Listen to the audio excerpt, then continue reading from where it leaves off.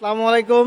আমার ফেয়ারফেস প্রজেক্টে আরও একটি ভিডিও আপনাদের সামনে আসছি। আমি ইঞ্জিনিয়ার মেহেদি। তো আজকে আপনাদের দেখাবো, আমি অলরেডি আপনারা দেখতে পাচ্ছেন যে একটা বিম দেখা যাচ্ছে। তো এই বিমের অ্যালাইনমেন্ট কিভাবে আমরা ঠিক রাখবো, বা বা বাংলা ভাষায় যদি আমি বলি তাহলে আমি বলবো যে বিমটা কিভাবে আমরা সোজা রাখবো, কিভাবে সোজা রাখছি। তো ওইটা নিয়ে আসলে আজকে আপনাদের মাঝে আমি কথা বলবো। তো আমি এর আগে আপনাদের সাথে এই বিষয় নিয়ে কথা বলছি, কিন্তু আমাদের যে ফোরম্যান আছে তানজিম ভাই, তার কাছে আসলে আমরা শুনি যে উনি আসলে নিজে হাতে কাজ করতেছে।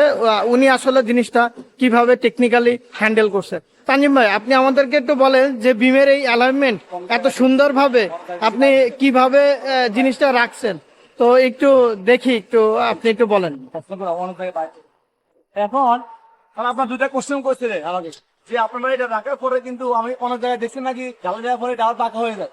তো আমাদেরকে আমরা ইনশাল্লাহ গ্যারান্টি দিতে পারি আমার তো বাইর হবে না। কেন বাইর হবে না সেটা আমি বলছি আপনার।